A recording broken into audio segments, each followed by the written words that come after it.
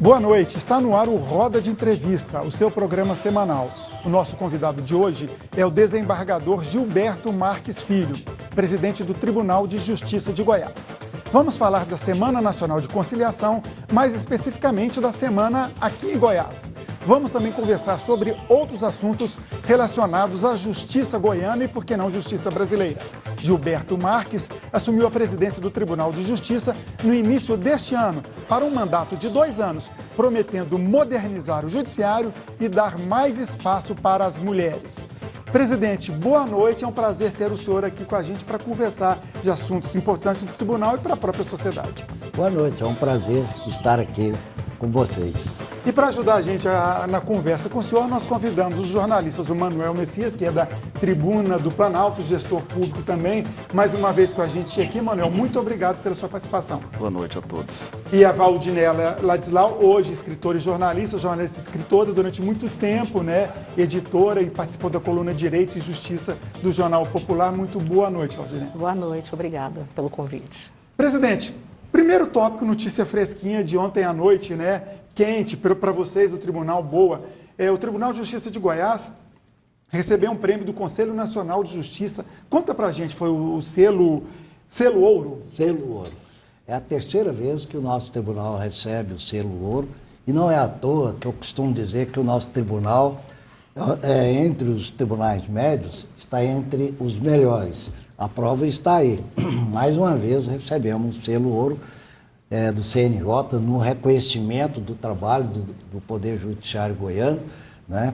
Isso nos enche de orgulho, né, de estarmos na ponta. O que vocês fizeram de bom para merecer esse selo? Bem, eu acho que é uma prestação jurisdicional eficiente, a tempo e a hora. Claro que não a tempo e a hora, como todos os jurisdicionados gostariam, né? Logicamente que o direito de cidadania foi ampliado, a consciência do direito de cidadania do usuário do Poder Judiciário ampliou sobremaneira.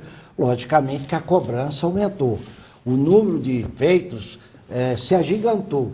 Nenhum Poder Judiciário do mundo é capaz de dar uma entrega da tutela jurisdicional tão a tempo e a hora, quando a demanda é tão excedente como a nossa, principalmente no Brasil. Por isso que vocês estão com a Semana Nacional de Conciliação, para tirar o atraso? Não, naturalmente que diante desse acréscimo de demanda, nós tivemos que buscar alternativas. E posso dizer, a nossa colega aqui, que conviveu muitos anos conosco no tribunal, bem sabe, quando foi diretor do fórum, em 95, a minha primeira gestão, nós buscamos já naquela época essa alternativa, que é até hoje existente, justiça ativa, você bem lembra, né? Então a justiça ativa, num sábado, nós concitamos colegas, não só de Goiânia, como também do interior, aquele gigante que é o antigo fórum, hoje só Tribunal de Justiça, um prédio enorme, né, vamos dizer assim, hoje sucateado, estamos iniciando uma reforma e uma ampliação lá naquela unidade. Cada sala foi ocupada por um magistrado, cada sala de varas e inclusive da área administrativa, para fazermos um mutirão. Na época chamamos uma espécie de mutirão e que denominamos, e que até hoje existe, que é o programa Justiça Ativa.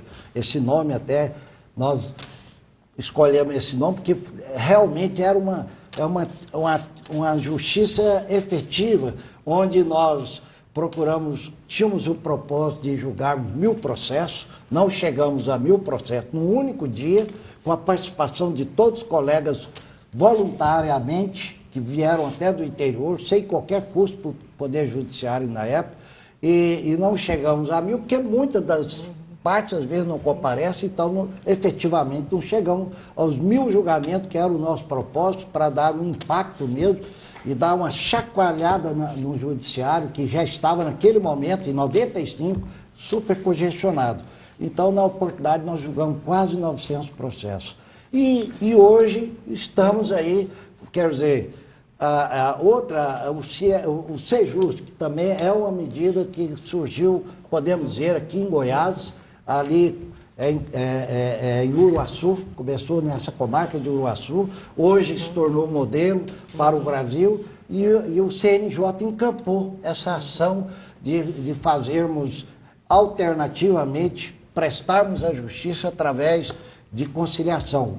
E, inclusive, hoje com o slogan conciliar é legal, ou seja, buscar motivar aos cidadãos para que busquem uma alternativa de resolver suas perlengas no entendimento, naquele estilo que nossos avós sempre ensinaram. Antes um bom acordo antes um mau acordo que uma boa demanda. Então é isso que nós estamos realizando. Já são mais de 20 anos, né, esse trabalho. Vocês têm uma ideia de quantas ações foram resolvidas nesses 20 anos? O que isso dá de alívio para a carga do judiciário goiano? Bem, eu poderia dizer o que foi realizado na edição passada, de 2016. Foram 49.500 audiências realizadas, marcadas, e efetivamente realizamos 44 mil audiências. Nisso aí nós... Com acordos? Não, acordo nós obtivemos 38 mil acordos. Foi coisa de quase 68%. O senhor falou hoje que vocês receberam esse prêmio, né, o selo de ouro. Qual que é o montante processual do Estado de Goiás? Nessa edição agora nós esperamos... Não, digo assim o montante, porque o senhor falou que nunca dá para atender, né, no que a sociedade quer, na agilidade que a sociedade pede, não dá para atender. Eu sei que é impossível. Só para as pessoas terem noção, quantos mil processos existem hoje? Eu não... Tem esse dado mais ou menos? É mais de 1 milhão. Mais de 1 milhão já. Mais de 1 milhão. Mais de 1 milhão. Não é... Aliás... Isso só na Justiça Estadual, até porque o espectador não confundir. Na estadual. Porque é estadual que é a justiça que tem a procura maior. Na verdade, quando a gente leva nossos números para fora do Brasil, todos ficam assustados. Não tem cabimento. Não tem. Como que uma justiça pode atender milhões e milhões de casos? Isso não acontece fora do Brasil, é só no Brasil mesmo. Pois nesse sentido aí, Goiás, eu sei que é pioneiro nessa questão das cortes de conciliação e arbitragem. O senhor está promovendo essas iniciativas para que as demandas sejam solucionadas antes de chegar ao judiciário? Exatamente, é através do Sejusc, né? Nós estamos ampliando e eu pretendo ainda, na minha gestão, criar mais 12, né? Nós estamos hoje com 58 Sejuscs esparramados no estado de Goiás, em Goiânia e no interior. Então, quer dizer, e qual que é o propósito do Sejusc? É exatamente tentar resolver as questões de forma amigável, ensinar, concitar, até a minha presença aqui, ter esse objetivo de estar motivando as pessoas a encontrarem soluções para as suas demandas através da conciliação, né? Ou da mediação. E outra, como você bem colocou, nós estamos indo mais adiante. Antes da demanda existir, nós estamos estimulando, e aqui com a minha fala, quero estimular essa prática, no sentido de, antes de propor ação, procurar um Sejusc que temos hoje esparramado pelo estado inteiro, inclusive em Goiânia, para que, vamos dizer, você está numa demanda com alguém, você que procura essa pessoa que você tem essa perlenga e fala, vamos procurar um Sejusc, vamos buscar uma solução, vamos evitar de dividir o bolo. O que eu quero dizer? Vamos tirar a briga de vizinho do judiciário, Então, né? quer dizer, se você vai para uma demanda, aquele bolo, você não vai comer ele todo, você vai comer uma fatia, porque uma fatia vai para o advogado, uma fatia vai para as custas processuais, então... A máxima do bom acordo do que uma demanda ainda vale. Não tenha dúvida, sempre valeu, são um ensinamento dos nossos velhinhos, né, que são um ensinamento da sabedoria de vida, né? Tá, o Sejur é um órgão do Poder Judiciário, é uma ação do Judiciário. Geralmente ele está instalado no próprio fórum, né, no interior. E as cortes arbitrais, que não fazem parte do judiciário, mas, por exemplo, se eu não me engano, no setor imobiliário tem muita corte arbitral. Isso ajuda o judiciário também a desanuviar O grande incentivador dessas cortes de arbitragem era o desembargador Vitor Lemos. Inclusive, ele ligou ela ao Poder Judiciário. Depois, houve entendimentos que o Poder Judiciário não devia estar se comprometendo, porque seria como se, vamos dizer assim, em tese, uma justiça privada, né, vamos dizer assim. Então, não vamos dar o nosso aval, porque se algo não der certo, o Poder Judiciário vai ficar com desgaste. Mas, de qualquer maneira, todas as alternativas de soluções são importantes e ajudam o Poder Judiciário. Você ia falar?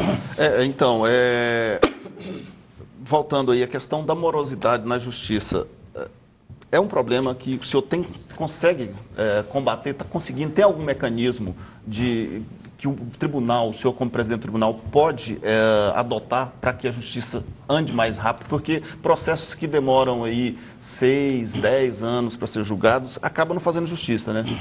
Presidente, eu sei que é uma resposta longa, pois morosidade da justiça é um dos grandes problemas que a gente discute na sociedade. Eu queria ir para o intervalo, para o senhor responder com mais tranquilidade depois. Pois não. Tá ok? Nós vamos então para o primeiro intervalo, nesse dia que recebemos como convidado especial o presidente do Tribunal de Justiça de Goiás, Gilberto Marques Filho. Voltamos em instantes.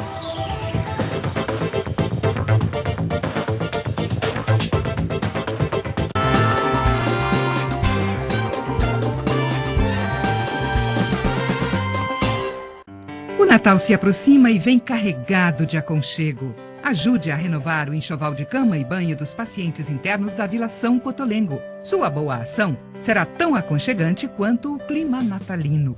Doando R$20 até 6 de janeiro, você recebe de presente o nosso panetone. Faça a sua doação. Doe aconchego neste Natal. Consulte os postos de troca em nosso site e pelo telefone 62 3506 9000. Quarta, uma das mais excepcionais atrizes do teatro brasileiro, da televisão e do cinema. Nunca pensei, você atriz, você isso, você aquilo. Desde criança que eu sentia, eu não sentia nada. Jandira Martini é Persona em Foco. Eu faço televisão como quem faz teatro. É no sentido de tentar tocar as pessoas. Eu trabalho para a plateia mesmo. Nesta quarta, logo após Terra 2.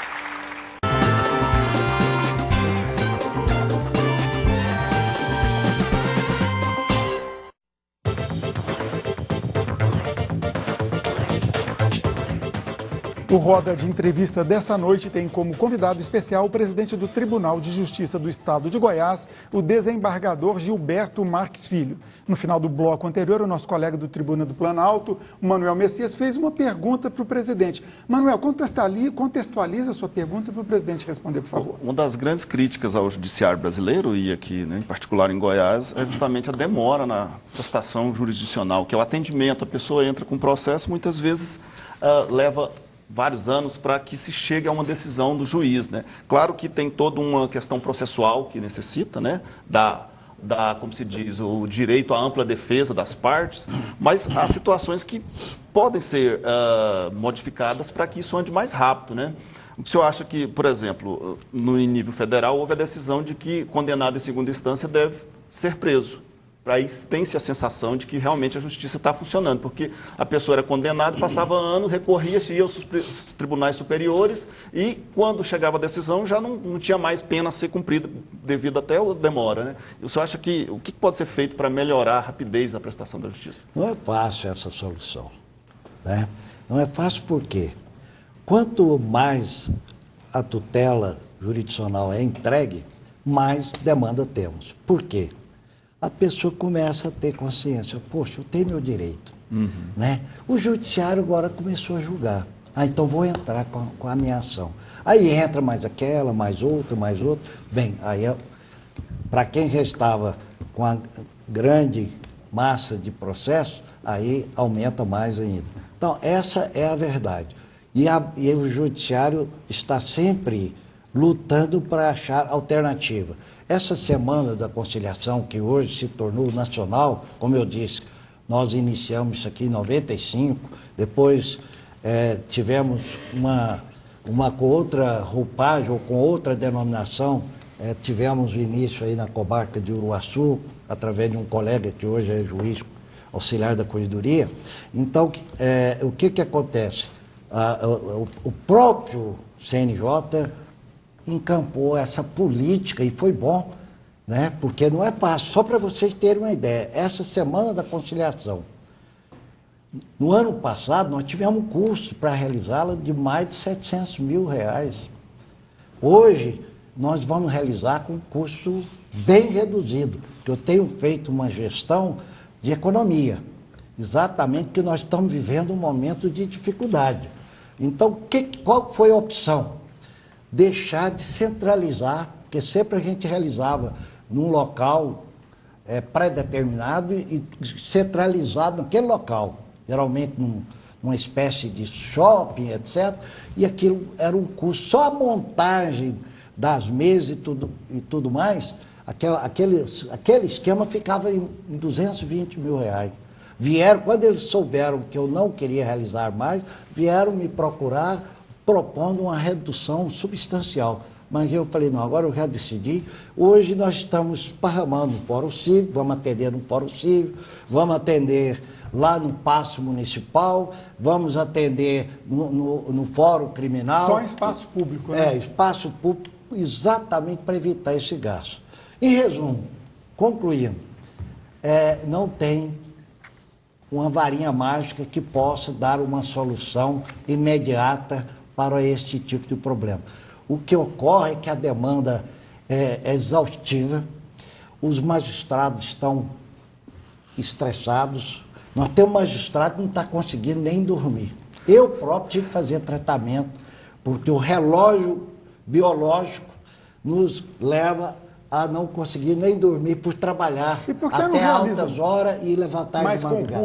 Mais concursos para juízes? Quanto mais juízes você arrumar, será um curso a mais, será estrutura a mais, um custo. Eu estou até agora desenvolvendo uma ferramenta para saber qual o custo unitário de um processo em cada comarca.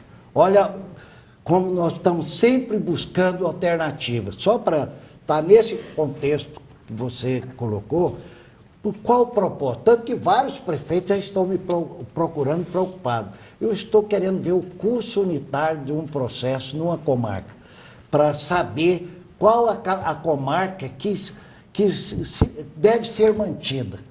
E qual, por quê? Se eu vejo que uma comarca tem um custo alto de um processo, né, é sinal de que lá eu estou com a estrutura atendendo uma demanda que não é tão grande, enquanto a comarca vizinha tem uma demanda super alta e falta pessoal, porque falta juiz, né?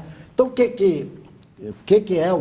por que eu estou fazendo esse levantamento? Para ver a possibilidade de agregar uma pequena comarca, uma grande, para aumentar a força de trabalho. Sem diminuir o número de juízes. Sem diminuir, pelo contrário. Eu propus, agora até falando nesse aspecto diretamente, propus ao governador de criarmos mais varas pontuais, comarca de Rio Verde, Caldas Novas, em torno de Brasília. Ele falou, Gilberto, nesse momento não é possível. Mas por que o governador? O judiciário é independente? Não, é independente, mas para criar, é independente nas suas decisões, é independente na sua questão financeira, mas quando você parte para ter uma oneração, o poder público, a iniciativa, você propõe ao executivo, não adianta eu propor, a Assembleia aprovar e o governador vetar, porque ele pode vetar com motivos justos, ou seja, nós não temos recurso.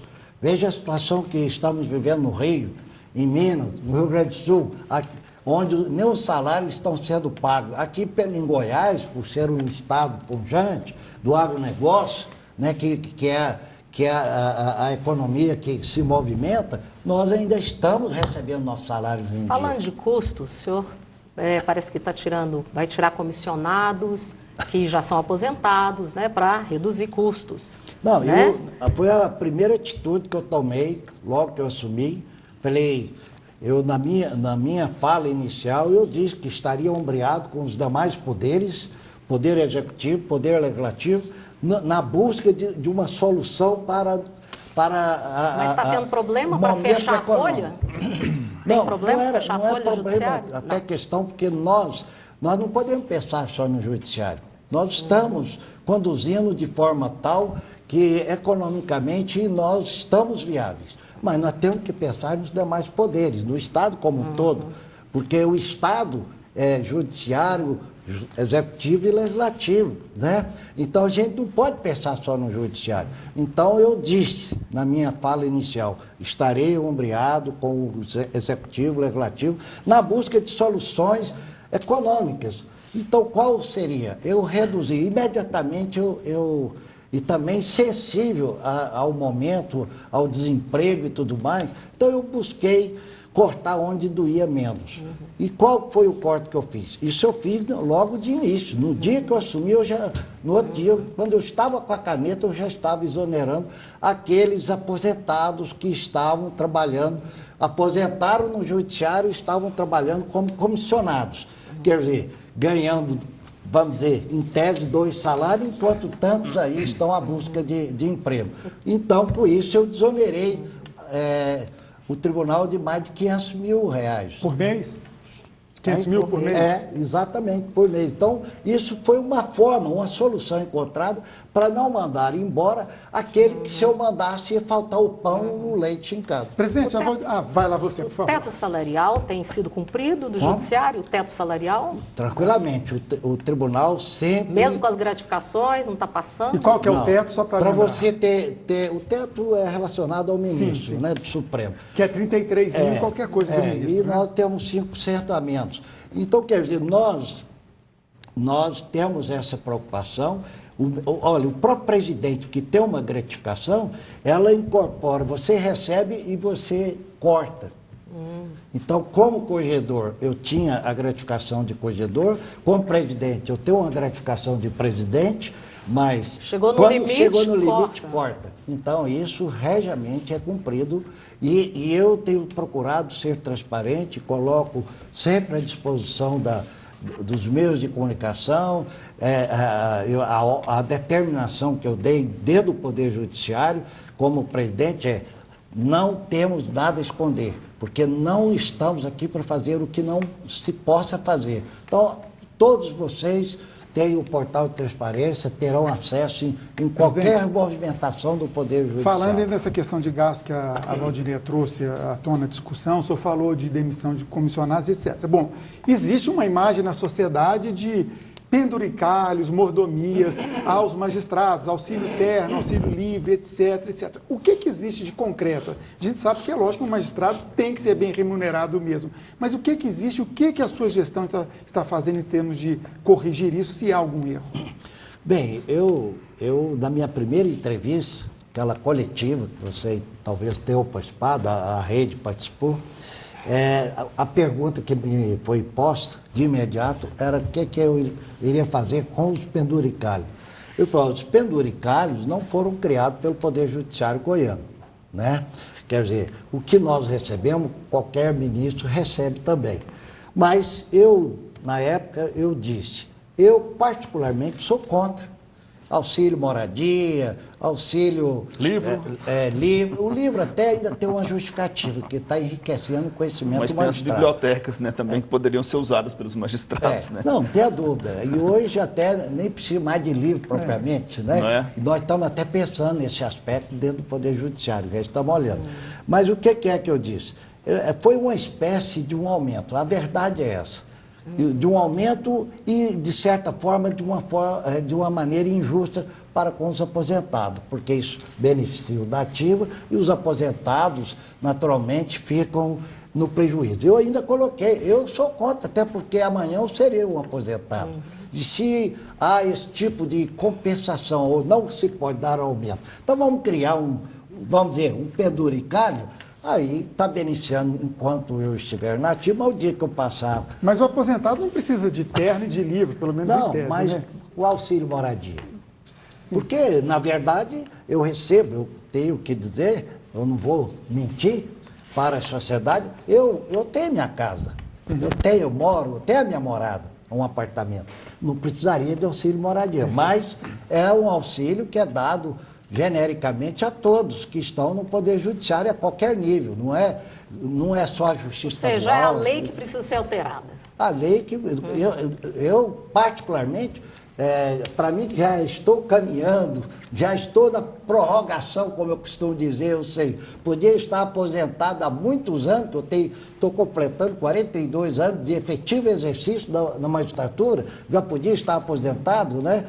Aliás, isso impede muitos de aposentarem, às vezes tem vontade de aposentar, mas perde que seja 4.800 um auxílio moradia, mas é uma ajuda. Nossa, né? muito grande. Presidente, temos que ir para mais um intervalo, voltamos daqui a pouquinho, a gente continua esse papo agradável. O nosso convidado especial de hoje é o presidente do Tribunal de Justiça de Goiás, o desembargador Gilberto Marques Filho. Voltamos depois do intervalo.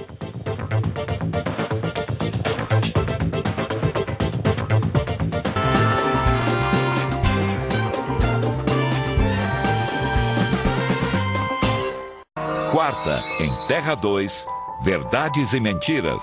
Dentro do campo você vai dar o seu melhor, você vai fazer o que você quer e o que você sabe, e vai fazer muito bem. E fora do campo?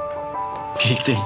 Ninguém que gosta de você se importa se você é gay. Eu não sou gay. Toda afirmação que a gente faça, todo julgamento que a gente faça, haverá sempre, nessa afirmação ou nesse julgamento, uma carga importante de subjetividade. Quarta, logo após Metrópolis. Oi, Elmo, o que você tem aí? Elmo ganhou uma cartilha sobre os sintomas do Zika. Se você tiver erupções na pele, coceira, dor de cabeça, irritação nos olhos, dores nas articulações e febre leve, é melhor ir ao médico. Mas Elmo não está sentindo nada disso e foi ao médico. Eu também. Sempre vou ao médico fazer meu pré-natal. É bom se prevenir. E lembre-se, se o mosquito não pica, tchau, Zika!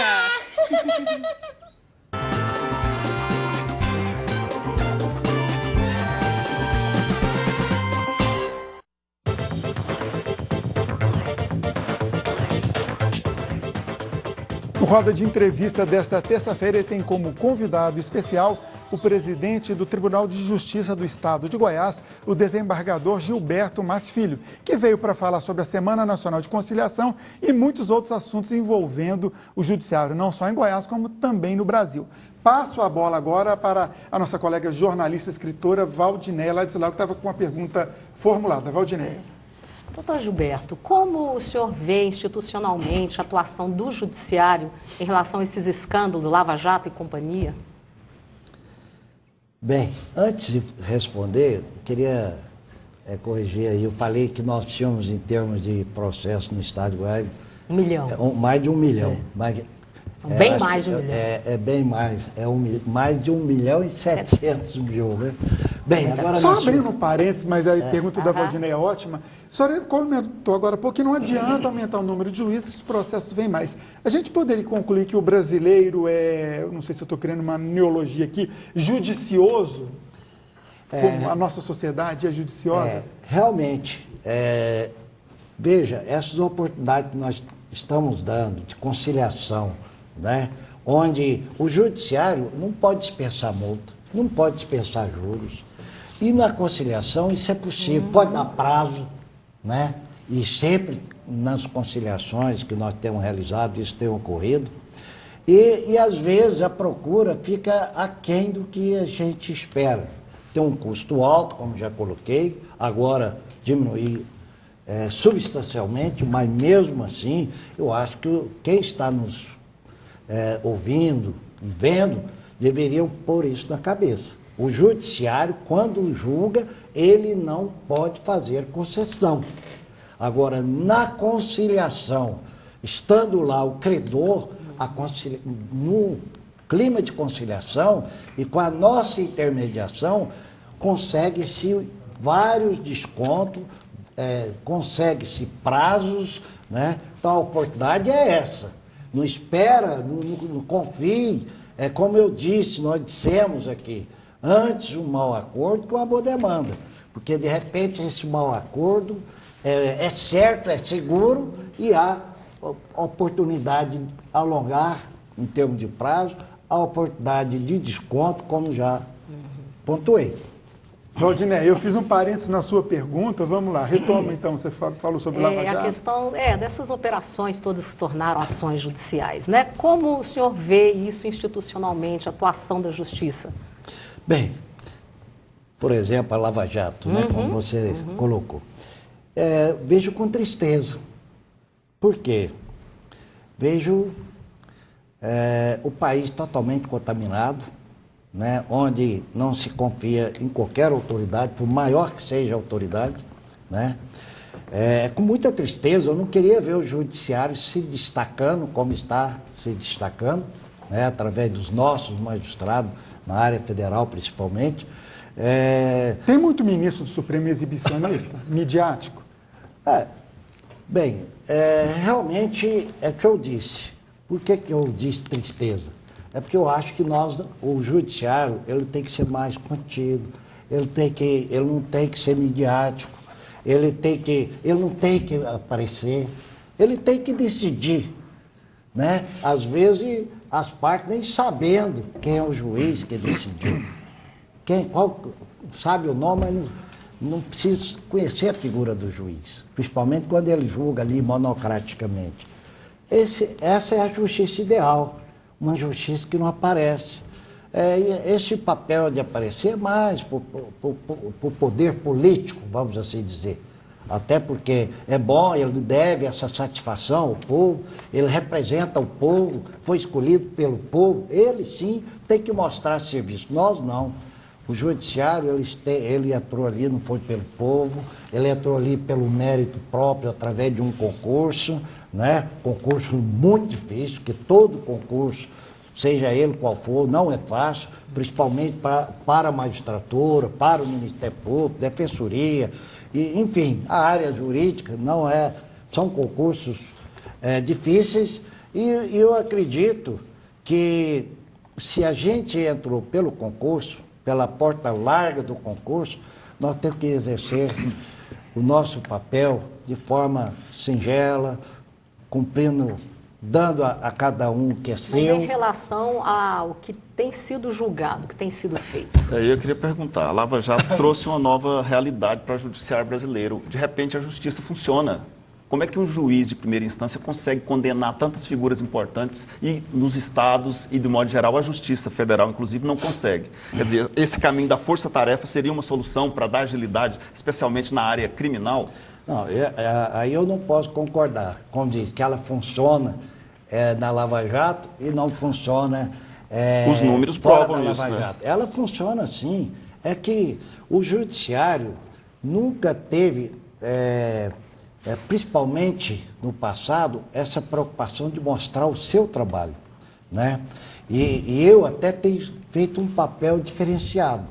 Vocês têm observado que eu tenho estado presente em todos os eventos possíveis, logicamente, quando convidado, seja do Poder Executivo, do Poder Legislativo, e seja de qualquer órgão, quando eu sou convidado a participar, eu estou participando para mostrar a cara do judiciário. Porque, infelizmente, nós chegamos num momento, a sua pergunta retrata isso, em que o judiciário está precisando de mostrar a sua cara. E não é o ideal. O ideal é você fazer justiça sem estar influenciado por quem quer que seja, ali na sua concentração pessoal, buscando dar o melhor de si, sem se deixar contaminar pelo lado externo, ou pela influência, pelas palmas, que são palmas não de... Só está criticando o ministro do Supremo quando fala isso? A postura de alguns ministros? Eu gostaria de termos um comportamento dessa forma que eu estou dizendo. Né? Mas eu próprio hoje tem mostrado mais a cara do judiciário. Um comportamento estilo Celso de Mello no Supremo, mais discreto? Eu admiro o ministro Celso de Mello. Eu gosto desse comportamento. O senhor não acha que o juiz deve dar uma resposta mais rápida quando se trata de um crime que envolve interesses coletivos, por exemplo? Um político que desvia bilhões e bilhões, como nós vimos nesse caso da Operação Lava Jato. O senhor acha que o judiciário tem que trabalhar lentamente, da mesma forma de uma ação simples de uma pessoa no outro crime? Só que eu não concordo que o judiciário trabalha lentamente. Ele trabalha são dentro... os números que mostram, Não, né? eu digo assim, mas dentro do que lhe é possível. Realmente é lento, eu concordo. A entrega jurisdicional, ela é demorada. Mas você, se for observar o segundo grau, por exemplo, o Tribunal de Justiça, você vai ver que lá não tem essa demora. Por quê? Terceira instância, então. É porque nós temos uma assessoria maior que a do juiz. Nós temos que dar essa explicação. Quer dizer, o magistrado, entre os pedidos que eu fiz ao governador, foi de criar mais cargo de assessoria ao juiz. Porque eu disse a ele, é melhor investir, vamos dizer, num DAI 3, num DAI 5, para atender um magistrado, dar uma assessoria maior ao magistrado, como nós, desembargadores, temos, estamos trabalhando também estamos desdobrando para entregar a tutela jurisdicional rápido e tem sido rápido. O que esses assessores fazem ajudando tanto vocês em segundo grau como no primeiro grau, em termos de audiência, de sentença, de pesquisa? Como que é a participação? Bem, primeiro, ele traz um projeto de decisão para você. Então, ele pega o processo, dá uma estudada e fala, doutor, eu li esse processo, aqui trata do assunto tal, tal, tal. E eu sugiro a Vossa Excelência isso. Ou seja, é fundamental. Quer dizer, você já teve um retrato. Muito bem. importante. Ali você vai conferir aquele trabalho do assessor, para ver. E nós temos assessores, eu particularmente tenho assessor, poderia ser juiz, poderia ser até desembargador, claro, de nível, né? E olha que sem ganhar o que merece, mas de nível mesmo, qualificado, que tranquilamente entregasse a toga para ele, ele ia desenvolver um papel elogiável por todos os jurisdicionados. Então, isso é que nós precisamos, porque aumentar juiz, aumentar varas, isso implica em um custo que eu expus agora mesmo. O governador freou. Não tem condições agora. Eu cheguei a propor para eles, vamos criar então 6 cargos de desembargador. Hoje vocês são 33. É um tribunal pequeno, hein? Hoje vocês são 33 desembargadores. 36. Aí eu sugeri ele mais 6 cargos, ele falou, não. Eu falei, governador, as varas o senhor achou que o custo é alto e tudo, mas só de 6 desembargadores? Ele falou, não, ele é muito bem informado. Ele falou, não, mas isso implica dizer que tem uma assessoria. Então, 6 cargos de desembargador e a sua assessoria... É 6 vezes alguma coisa, né? Então, vai implicar, porque nós, como temos uma assessoria mais qualificada e menos qualificada, porque às vezes faz um trabalho mais de impulso processual, nós temos 13 auxiliares. Ora, 13 já ajuda bem. E o juiz, hoje, tem um secretário de audiência e um assistente administrativo e um assistente jurídico. Ora, esses 3 e o juiz estão abarrotados, não dão conta. Se a gente colocasse à disposição um número maior de assessores, eu estou pedindo um a mais, certo? Você, com certeza, veria um resultado, porque criar uma vara implica em criar mais cargo de respondente pelo cartório, mais cargo de analista para auxiliar no cartório. Então, implica um custo maior. Seria, naturalmente, mais um promotor, né, para aquela vara. Então, olha quanto que vai inchando em termos de custo. Voltando à questão midiática. Vamos para o intervalo. Nós temos que ir agora para o nosso último intervalo, nessa entrevista que tem como convidado especial o presidente do Tribunal de Justiça do Estado de Goiás, desembargador Gilberto Marques Filho. Voltamos daqui a pouquinho para o 4º e último bloco do Roda de Entrevista. Fique aí que voltamos em instantes.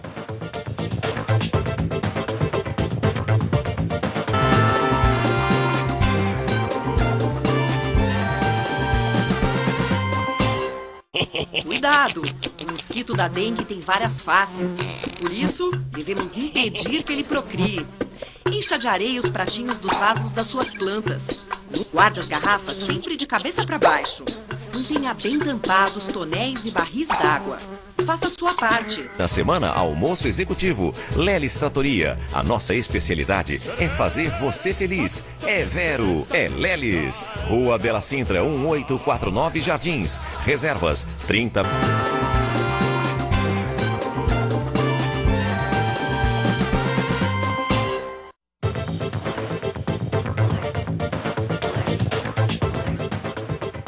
Pois é, e a conversa continua aqui no estúdio enquanto estava o intervalo, né? Lembrando que o nosso convidado especial de hoje é o presidente do Tribunal de Justiça do Estado de Goiás, Gilberto Marques Filho. Ele que veio para falar de assuntos atinentes ao judiciário goiano e também da Semana Nacional de Conciliação, que começa na próxima segunda-feira e vai de segunda a sexta da próxima semana, ou seja, de 27 de novembro a 1º de dezembro. Daqui a pouquinho o desembargador fala um pouquinho mais da semana, porque a Valdinéia estava com uma pergunta preparada no final do bloco anterior. Eu só queria voltar um pouquinho à questão midiática, né? Porque nós da imprensa, eu quando comecei a trabalhar, eu lembro que a dificuldade era muito grande, porque os juízes nunca queriam falar nada.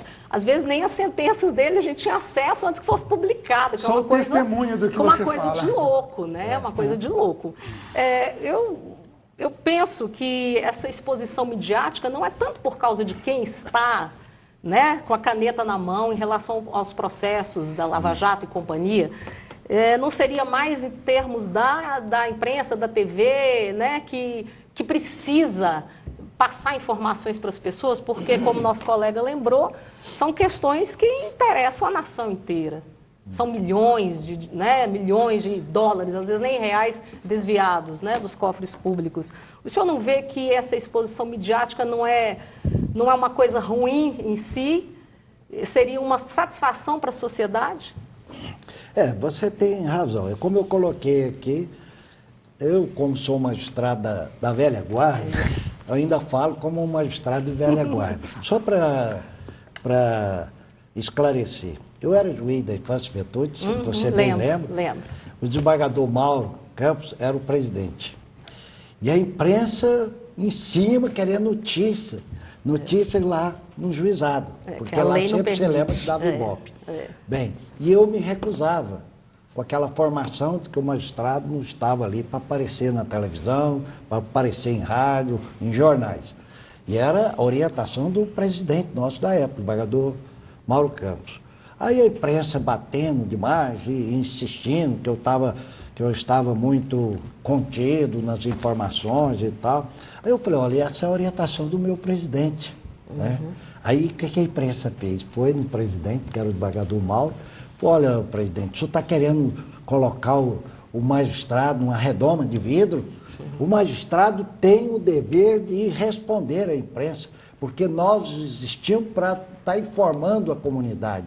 E ele tem o dever de nos passar as informações dentro da sua área, principalmente uma área que tem um foco social, como é o juizado da Infância e Juventude. Aí ele ficou apavorado e me liberou. Aí eu caí na mídia, que eu vou dizer uma coisa, aí eu foi com dificuldade, né? Porque aí era uma televisão num dia, era outra e tal, e aquele programa que eu lancei, que era da colocação em lar substituto ao final do ano, você lembra? Da sua colega que fazia aquilo com todo carinho, querendo jogar a nível nacional, mas a imprensa goiana naquela época. Quem que era a colega, vamos recordar? Hoje está no Rio, né? É da televisão, né? É da televisão, teve no Estados Unidos. Lília. Ela, todo ano, ela fazia essa cobertura. Repórter da TV Globo no Rio. Exatamente. E aí a gente conseguiu, aquele trabalho da imprensa foi importante, colaborou muito. Eu deixei de fazer adoções de 3, 4 casais, 4 crianças para casais brasileiros e o resto iam tudo para o exterior. Eu inverti. Passamos a colocar as crianças todas aqui, principalmente no estado de Goiás, e para fora, que era onde ia grande massa de crianças, apenas 3 ou 4. Então foi um papel muito interessante. Eu queria só mais uma, que porque essa questão que o senhor falou, do juiz se abrir e tal. Eu sei que teve início ontem a 9ª Semana de Justiça pela Paz em Casa, né? O senhor até participou à noite da abertura. E o objetivo é promover ações contínuas e sistemáticas de combate à violência contra as mulheres, né? Coordenada pela desembargadora Sandra. Sim, eu acho isso excelente. Eu não estou criticando a iniciativa. O que eu queria falar com o senhor é a respeito de outro assunto, mas pegando esse gancho. Senhor, entende que só esse tipo de ação é suficiente ou a gente deve avançar no tempo? O senhor avançou no seu tempo, nessa época do juizado da infância. Diante do apoio do governo federal em relação à ideologia de gênero, né? O governo está querendo colocar isso goela abaixo, quer colocar isso na base nacional, curricular. Ele quer introduzir isso. O senhor foi da vara da infância. O senhor sabe o que isso vai causar, né? Eu queria saber se o judiciário hoje, ele não teria esse papel também de promover, talvez, debates, palestras sobre essa questão, porque é algo que daqui a um tempo pode se tornar lei. Aí o juiz vai ter que julgar de acordo com a lei. Não seria importante o judiciário, nesse novo papel do judiciário, que não é só julgar o papel que está lá em cima, na frente dele, não seria também esse papel do intermediador entre o governo, que muitas vezes tem questões políticas por trás de tudo isso, né? E não seria o papel do judiciário também de promover palestras e um debate a respeito disso para os operadores? Essa pergunta sua é interessante, polêmica. Eu preferiria nem me envolver nessa história, mas eu sou muito família. Como eu disse, sou um magistrado da velha guarda. Eu sou muito família, preservo a família como Deus nos deu, a família que Deus nos deu, não que o ser humano quer criar, né? Fico escandalizado só de ouvir essa palavra gênero, né? Nós estamos, olha que ponto nós chegamos, olha que tipo de pergunta que está num programa tão importante como este. É lamentável que estejamos aqui perdendo tempo de falar em coisas positivas para falar em algo tão depreciativo. O que seria o depreciativo aí no caso dele? Não, eu não quero entrar muito nesse, até porque eu estou agora, nesse momento, vivendo uma situação de que foi convocado a indicar 2 juízes, 2 servidores para mandar para Brasília, até com curso assumido pelo governo, vamos dizer assim, e pelo que eu entendi, tem a ver com essa questão. Eu particularmente, fiquei indignado e confesso aqui que eu coloquei para cuidar desse assunto, que eu falei, eu não deferi.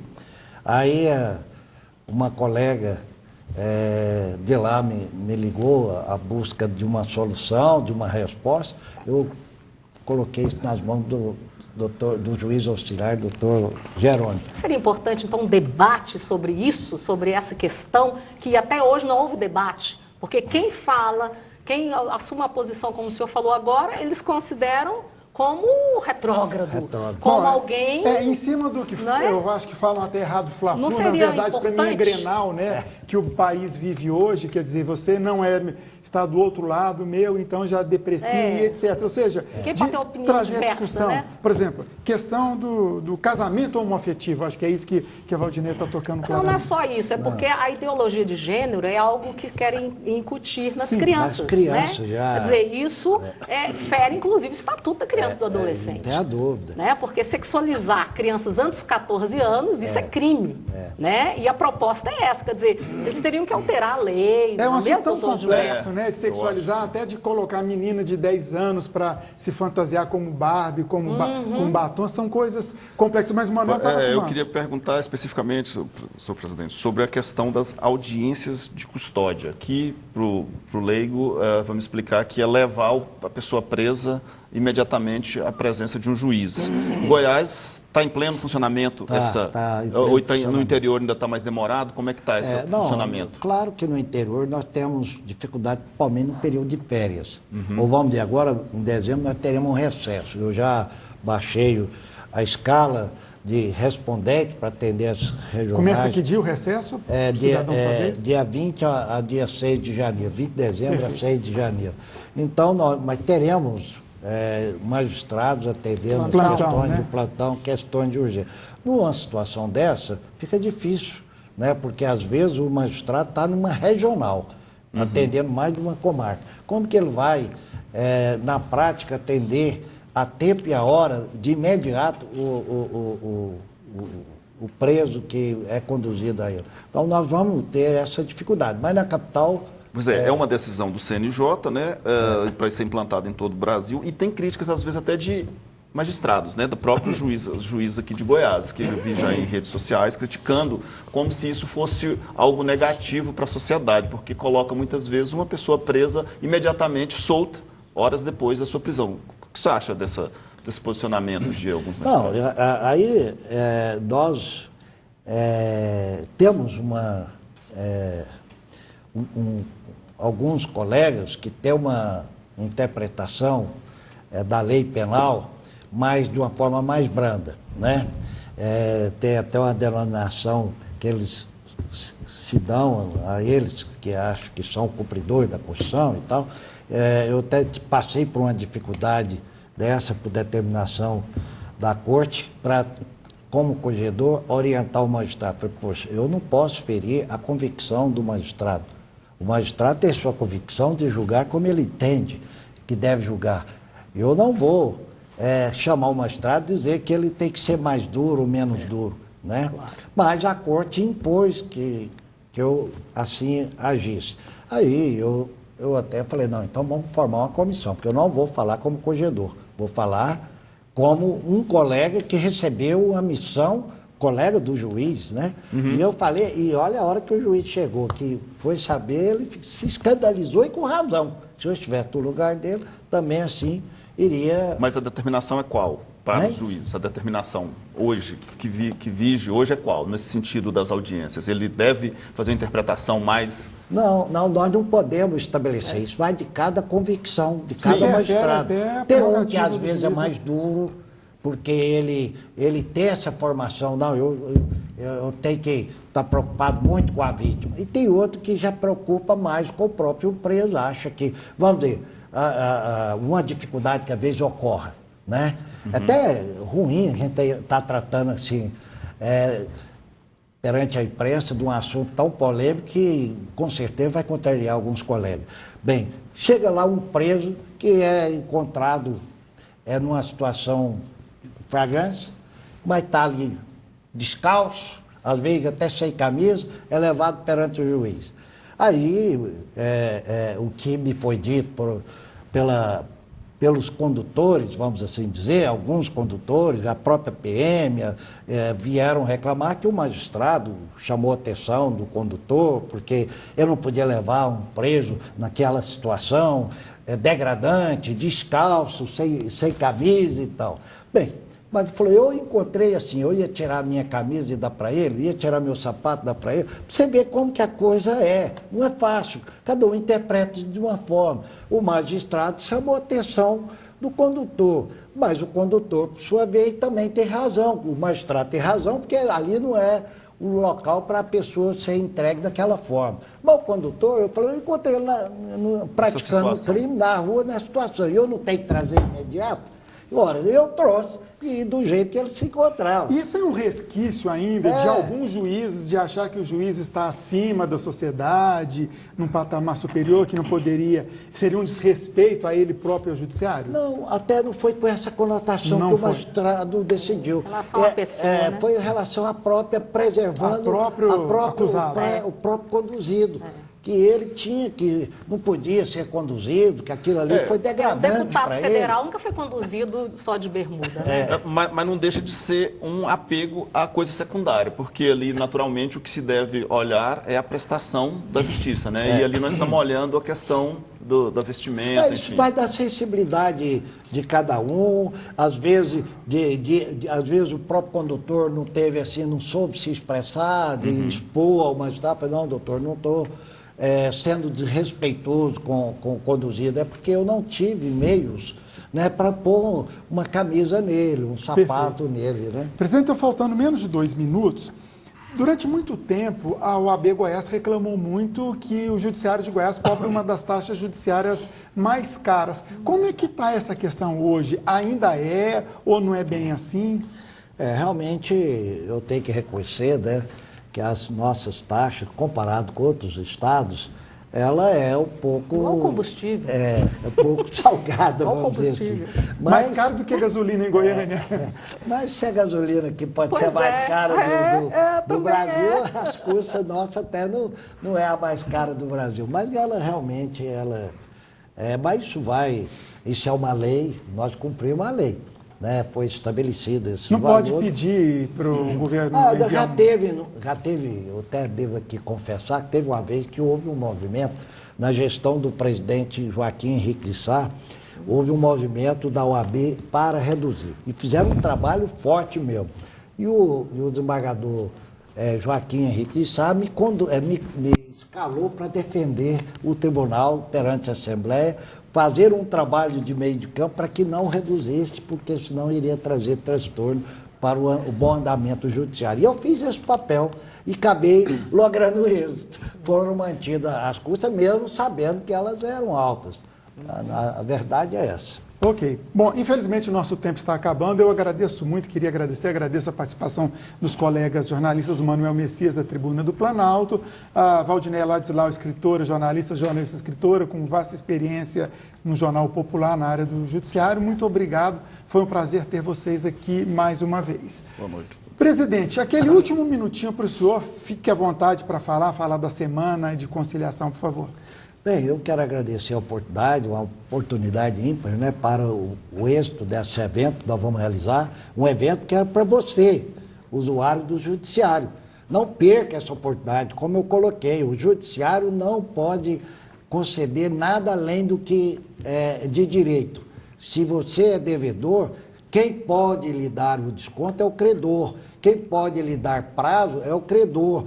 Então, procure aproveitar essa oportunidade. Onde vai ser rapidinho? Nós estamos aí, a abertura será dia 27 de novembro, lá no 10º andar do Fórum Civil, né? E também vai acontecer lá questões na área civil, no geral. E vai acontecer no Fórum Fenelon Teodoro, que é o Fórum Criminal, as questões de DPVAT. Vai ser no Paço Municipal com relação aos impostos, IPTU, ITU e ISS. Então, eu acho, e também em algumas faculdades tem os endereços, vocês podem procurar o tribunal, ligar no tribunal, pode ligar... Ou o site também, né? O TJ, site, lá tem a informação dos endereços de cada Sejus, de cada local já anunciado. Presidente, mais uma vez, muito obrigado. Valdinéia, Manuel, mais uma vez, muito obrigado. Voltamos na semana que vem, então. Uma boa noite para você e até lá.